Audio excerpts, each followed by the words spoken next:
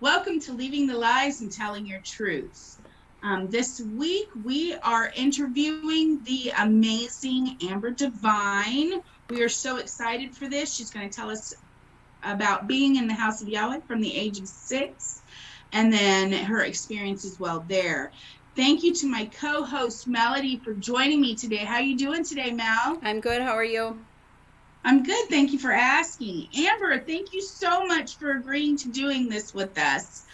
I have to tell you, this interview means a lot to me because you are actually the first of the younger generations that was really affected by the wall, multiple marriages, slavery, headship, and all of that. So I'm really excited today. Melody and I are both very excited today to get a new perspective on this. Yeah. What age did you and your family join the House of Yahweh, Amber? I was 6 years old for my first feast. It was Passover of 96. Okay. Amber, when you joined the House of Yahweh, did you move down there or were you an out-of-towner? We were an out-of-towner for a long time, but we did eventually end up moving down there. When you were an out-of-towner, did you still continue on with public school or were you doing homeschool? We were doing homeschool at that time. I was homeschooled almost my entire life. Okay. So when you moved down there then, you continued to homeschool when you moved closer to the House of Yahweh? Yes. Okay. Did your mom and dad just prefer homeschooling, or was it just because, what was the reason that you guys homeschooled before the house? They did. They preferred homeschooling. There was a lot of stuff my parents tried to shelter us from, and the whole public school experience was one of those things. And then it became, she actually did try to send us to public school at a certain age, and then it became more of like against the teachings of the House of Yahweh. So she couldn't even if she wanted to. Gotcha. I can relate to that. Did you ever work for the House of Yahweh, Amber? I did. I worked in the cafeteria for a very long time. Very long time. What did you do in there? What were your responsibilities? I did a little bit of everything. I did dishes. I did some of the cooking, some of the cleaning. My main responsibility, though, was the cash register and the pledge books. Did you receive a blessing for your work? I did, yes. I did. Do you want to share that with us? I worked probably about anywhere from 50 to 65 hours a week. Wow. And I got $10 a week. Whoa. Yep. Did that ever increase in the whole time that you were there? No. Never? Not once. Not even by a quarter. Wow. Parents know how much you were receiving? Yep. Wow. And they knew how much you were working? Mm-hmm. Okay. That I just know your parents. I'm sure they had a few comments. Yeah. Behind the scenes. Yeah. Yeah. Amber, were you ever approached about being a part of a multiple marriage? Not like specifically. Like I wasn't approached to join a particular family, but Okay. I was inquired about, and they wanted to kind of see how I felt about it, if that was something I was ready to do. At what age was that? Did that happen? 14, 15. Wow. Wow. So walk us through this. Did counselors pull you aside? Did somebody just offhand mention it? How did this take place? It got offhand mentioned a couple of times, but usually it was with your counselors. We had like weekly counseling sessions, and they would bring that stuff up. And it wasn't really so much like, are you okay with this? It was more, this is a thing, right? It's gonna happen. You have to do what makes him happy, kind of thing. Did when that was all taking place, what were your thoughts and feelings about it at that time? Did you agree with it? Did you disagree with it? Did you not really know how you felt about it? Where were you at in that? In the beginning, multiple marriage came out when I was fairly young. So I kind of grew up thinking that was the normal. Mm. And Understandable. That's what we were talking about, this generation. That's the thing, that we were in the transition age. You were so young that you were kind of brought up with that belief that it yeah, was I was something you probably saw. about 7 or 8, maybe 9, when I started actually realizing that that was a thing. Right. Yeah. So, Oh, wow. So were any of your friends or family members approached about multiple marriage? yeah, actually, I have several friends and even some family, excuse me, um, who were involved in multiple marriages, or at least they tried to get involved in multiple marriages. And this was just normal to you Yeah, guys to an because of extent. Like, we talked about it a little bit behind the scenes, and Would we you were always not really sure how we felt about it. would you say Um, everybody was probably about the same age you were, like 14, 15, when that started becoming something that they were being talked to or approached about? Was it all about that same age frame, 14 to 15? yep, that was around the age where you were like actually being considered to be a wife, or you should be.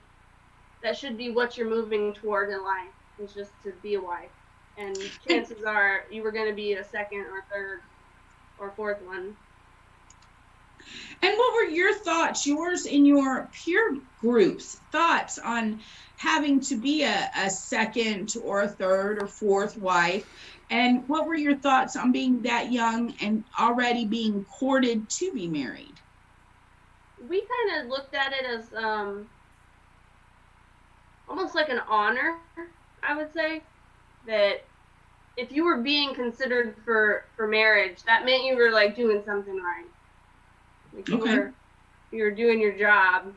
People wanted to marry you. Right. No, that's understandable. Right. It meant that So you kind of were coming across as being righteous or, You were, yeah, mature. Yeah. right. Um, were now, if you guys were you guys did you guys ever think, oh, I would like to marry him, or he's handsome? Were you able to see the men? Were you able to have contact with the men? We were not allowed to have any contact with them whatsoever. But every now and then we would see them in passing, like walking down the feast grounds, or they would come through the cafeteria before they just completely put up all the walls and we couldn't see them anymore. Yeah, there were some that myself and my friends like had our eyes on at some point. and was that something that was kind of quote unquote acceptable? Were you allowed to say, I'm interested in this guy? Not really. It was looked down upon. But we would talk about it just amongst ourselves. It wouldn't go any further than that. So you I had to know. wait until a guy approached you, or you got a counselor said this man is interested in marrying you. Yeah, or we were even able, or they told us we were able to inquire about them. Like, we could go to the counselors and say, what about this guy? I actually, there's a funny story. Um, Brandon's mom was my counselor, and I was 15 at the time, I think. And there was a boy. He was probably in his early 20s, I think, maybe. So I went to my counselors. I was like, so I think I might be interested in this guy. And she she said, well, we'll get with his counselors and we'll find out if he's interested, see if that's something that we could work toward. Right. And a couple of weeks later, she came back. We had another counseling session, and she was like, well, he said that he's not really interested. He's focused on the work, and he's not in a position in his life right now where he wants to consider marriage. Okay. I was like, okay. And then they were like, well, what about this guy and this guy and this guy, who were all very, very, very much older than me. Like late 40s, early 50s type age range. And that was it. Nothing else came of that. But fast forward a few years after we had left, he's actually good friends with my husband now. Okay. and they never even asked him about it. Like, that's the first Wow. time he was hearing about it, was hearing it from me. Wow. So they told you that he wasn't interested, or that he said he wasn't interested, when years Correct. later in reality you found out they never even told him that you inquired about him. Correct. Yep. Wow. Wow, Yeah, that that's was Wow. the crazy. situation. We didn't have many options because our options were less than they actually were, because they were trying to arrange it behind the scenes. Right. Well, obviously that's an amount of manipulation right there, just not even telling somebody that somebody was inquiring about being in a relationship with them. Yeah. So, So, did Wow. you ever hear directly from anybody's mouth about any kind of sexual or physical abuse that was taking place while you were there? not at the time. Okay. Um, I've heard several after the fact, after people had left. Wow. It Now, was came that up. from friends? From A friend, friends? Family? family. Both. Yeah. Okay. Oh, wow. Were they scared to say anything at the time, or do you know if they even did say anything and they were just dismissed? From what I understand, a couple of people said something and it was dismissed, and then it was never brought up again. And then other people were scared to say something, because nobody believed. Depending on who it was, nobody really believed that stuff. Or was it And if they basically did believe that it, they didn't it do wasn't anything. considered abuse, or they just didn't think it was really happening? I think a little bit of both. Okay. They were trying to convince people that it wasn't abuse, Okay. and then make them feel like nothing really happened. That's not a big deal. Okay, this is, you don't have to answer this, Amber, but this thought just came to my mind. Was there ever okay, when Melody and I were growing up, let me get to the point of my question. When Melody and I were growing up, there was a core group of us. There was 4 of us that were best friends. We talked crushes, we did hair, we did makeup, we talked all this stuff. They were our confidence in one another. Excuse me. Our confidants in one another. Did you A, have a core group like that, and B, were any of you guys approached by elders or suffered any of that abuse that you shared amongst yourselves? Yes. I had several friends who were inquired on by elders. But that was another thing. Is like, if you had an elder asking about you, that was like your plane ticket to the House of Yahweh or to the kingdom. You were for sure gonna be there if you were in an elder's family. Like, there was no doubt. Um, we didn't really share that much with each other.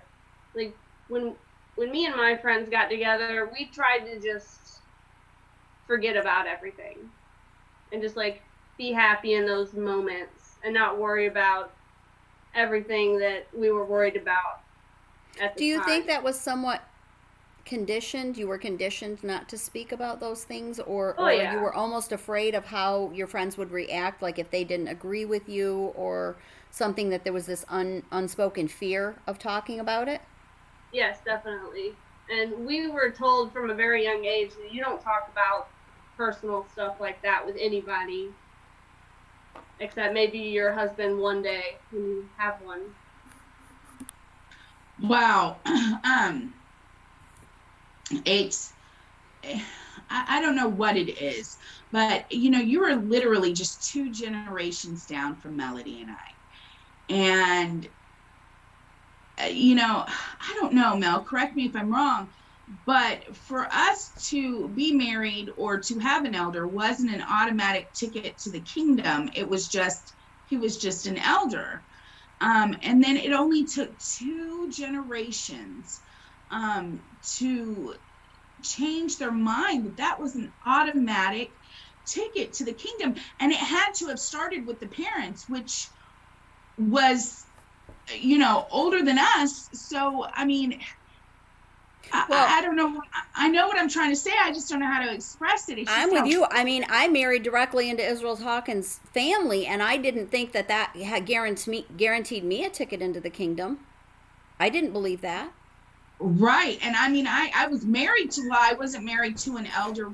When we got married, he was not an elder. He Right. was Yisroel's right-hand running man.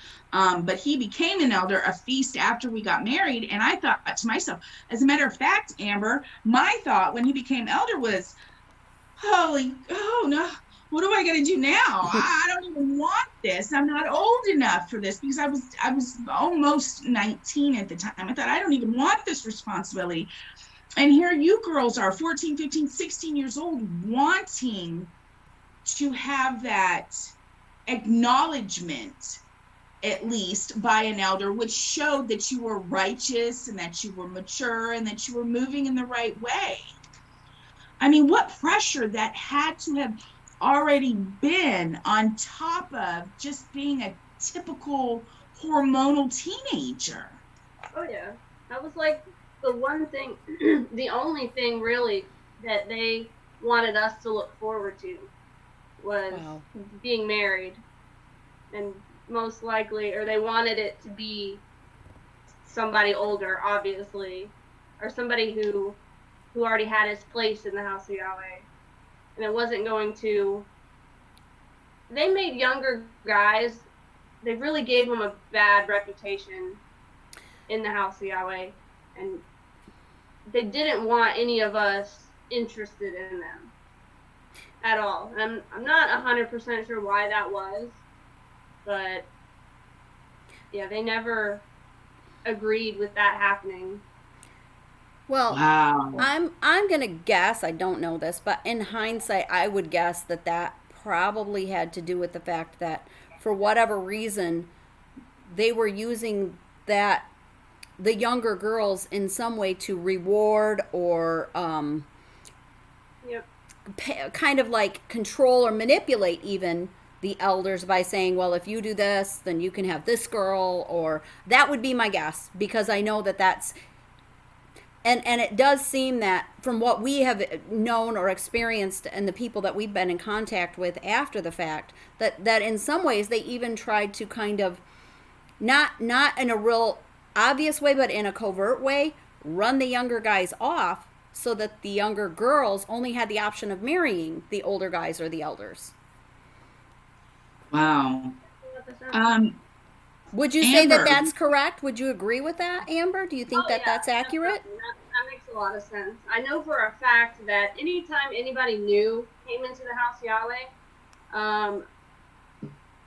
the Israel Hawkins had like first dibs.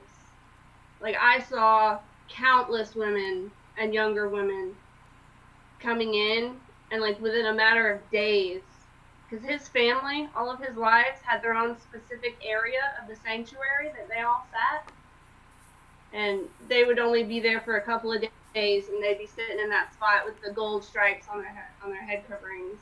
Wow. Wow. Many of them. Like, dude, at last count, I'm curious, and you don't have to answer this, but at last count, allegedly, how large was his family allegedly? the last time I had any kind of certain number given to me, it was 31 wives. Just wives. This doesn't even count all the kids, but that was back in 2007 or 2008.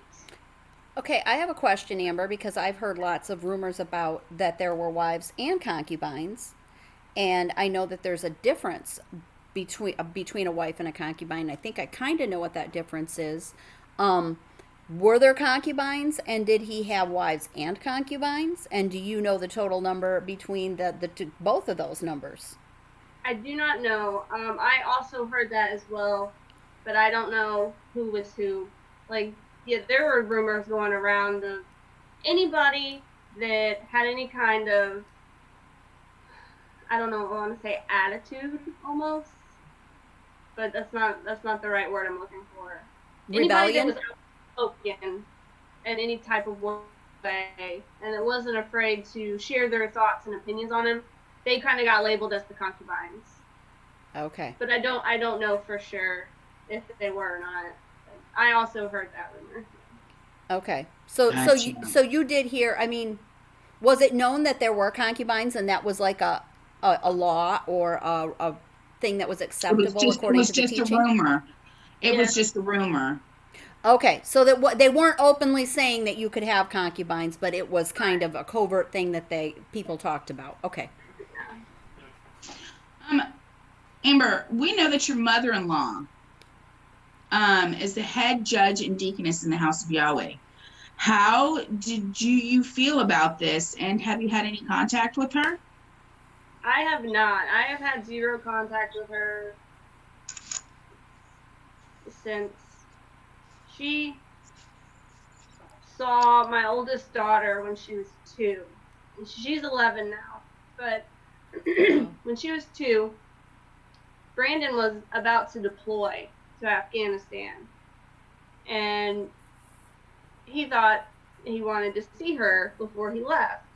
And the only way he could do that was to tell her that if she didn't come out to the gate, he was going to drive up on the peace grounds and just go right into the office.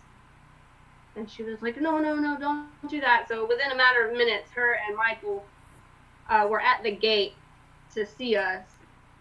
And she talked to Samantha for a minute and talked to Brandon. That was the last time we saw her.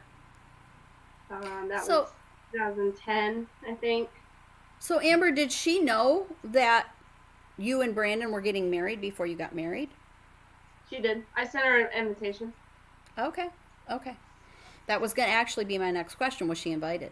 Yep, So I she sent her an was. invitation. I assume What she. was I her assume. response? I What assume was she her didn't come. response to Samantha? Well, she didn't really have much of a response to Samantha at all. I mean, she talked to her a little bit, and I mean, she didn't really pick her up or anything. I know when she was first born, my sister wanted to see her. My sister was still in, and Israel Hawkins made Tana go with her. Like, my sister couldn't come by herself to see Samantha. Okay. He made Tana go along with her, and that's the only reason she even met her that first time in the first place. Like, she didn't show any interest whatsoever in meeting her grandchildren. So, do you know if she did she? Okay, hang on. I lost my train of thought there. Did she? Go ahead, Autumn. You ask the next question. I've just totally lost my train of thought. I was going to ask a And question. You and Brandon got married outside of the house. Yeah. Did you and Brandon know each other inside of the house? We knew who each other was. Like, I've known who he was since I was very, very young, probably 9 or 10. Everybody knew who he was because of who his mom was. Okay, I remembered my question too. My question is, did she know that you were going to marry Brandon, and did she express any thoughts or opinions about that to Brandon? I know she didn't contact you. Did she talk to Brandon at all about that? Not that I know of, no. Okay, because she was your counselor, so she didn't just know you. She knew you fairly well, right? Yeah. Okay. Yep. As far as I know, no, she didn't say anything to him. She rarely talks to him as it is. It's just small talk here and there. You know, how's the weather? And that's about it. And that's how it's been ever since. He's never been one to hold his tongue when it comes to anything. And I think in 2011, no, it was 2008. Late part of 2008 or 2009, I can't remember honestly. But he what did he say? They were having a conversation, and he accused her of lying to, like, on the stand in a court of law. And she didn't speak to him for years after that. And now they kind of talk here and there, but that's nothing more than that. Wow. And was this the case that she lied in? Was this the case of the child molestation? Yes. Wow. Okay. Okay, Mel, you're next. You're I number know. 8. So were there any My mind is reeling. I mean, I I could know. stay on this subject right now, but we'll. We've added lots of extra questions in here, which is fine. That's good. We like it when we do that. So, were there any special classes that you had to take part in to prepare for marriage or to behave as a woman of Yahweh when you were there? Yeah, they had special classes for the people who were actually in marriage counseling. I never actually made it that far, but Okay, let me clarify. Marriage counseling then is something that you do before you get married. Am I correct? yes. Okay. And once you got into marriage counseling, kind of took you a step further, and we're like making sure you knew how to wash clothes and sew buttons on and iron and that sort of thing. But they did have a lot of like law classes where they trying to make sure you understood your role as a wife and how you pretty much, once he said something, you didn't have an opinion anymore. Autumn, that was our problem. We never got these classes. That's why we couldn't keep our mouth shut, hon. Okay, so this leads me to another question. Oh. So, Melody, I don't know if you remember this, but we were the first ones to receive the pamphlet. When you were getting betrothed, you got a pamphlet that told you how to have sex. Yeah. I wish I still had it. Sex, positions, all this stuff. Please tell me they did not have a class for that, because I have heard rumors they did not have a class for that, did they? Did they still have a booklet? I never even saw the pamphlet. Oh, because we were told our legs had to be at exactly a 90-degree angle. I was very stressed about how I was going to make sure of this. Did I need to get out a protractor, a ruler? I don't know. I was trying to figure out how I was going to make sure that my legs were at exactly a 90-degree angle. I was very stressed about it. My most stressful part was what is it called? The phalange, or, when you're, Yeah. And I thought and they told us specifically how to do it. And I thought to myself, I don't know if I want to do that in the first place. I must have blocked that out. I think I don't even remember reading that part. I must have blocked that part out. Anyway, did you hear rumors that they had classes or pamphlets like that, Amber? I heard a rumor that they did have like a one-on-one class that was supposed to just educate you on that whole process. But I never knew anybody that did anything like that or anything that had to do with that. They got really hush-hush on anything sex. Anything at all. Like, you didn't talk about it, nothing.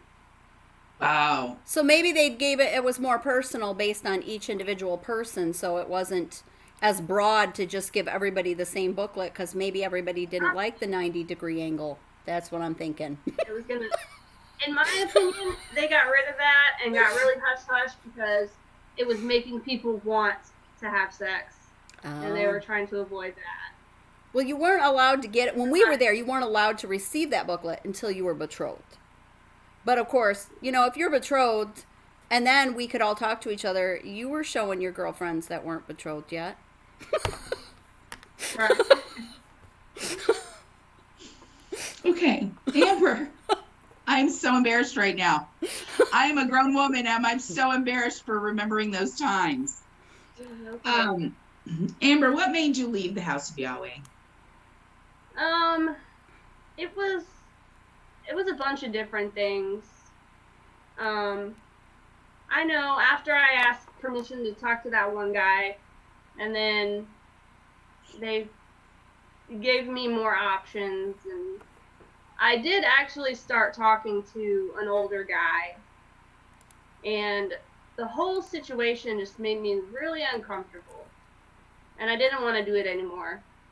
And that's when my dad stepped in. He was like, she's not doing this anymore. and I never went to another counseling session after that. But after that, you get to a point where you would rather die. Because if you leave, you're gonna die anyway. You're gonna burn in hell, and you have to accept in your head that you would rather die than to be there. Yeah. And that's just where I got. I was taking my chances with death before I stayed there anymore. We can relate because I felt the same way. I believed I was going to burn in hell, and I'm like, well, if this is heaven, I'd rather burn in hell. I hate to say it, but that's where you do have to get to that point where it's a good alternative. And I think a big thing for me was they started cracking down really hard on like friendships and hanging out, because there was people who were getting too close and hanging out too much, and they got really strict on that stuff. And I had a really good friend, that she was being told like we couldn't hang out anymore, and that was really big deal for me. Do you have any speculation in hindsight about why they were doing that? What was the reason? Was it to limit communication, or? It was to limit communication, but there were some people there, this is going to sound really bad, but a lot of people of the same sex, becoming too close, like. Oh. Well, let me just say, is that unusual? Is that really surprising anyone? You have separated teenagers from their obvious choice of the opposite sex, and they're not allowed to even associate with them. They have hormones pumping through them. Yeah. I'm sorry, I'll be quiet. Oh, Go ahead, Amber. No, There was I'm glad you said it. There that they got really close, like too close, and they couldn't have that, so they're just like, okay, well, nobody can hang out ever anymore. Wow. I think we're going to need to do a 2-part because we're down to about 5 minutes here, and we've got a few more questions, so I think we're going to have to do a 2-part.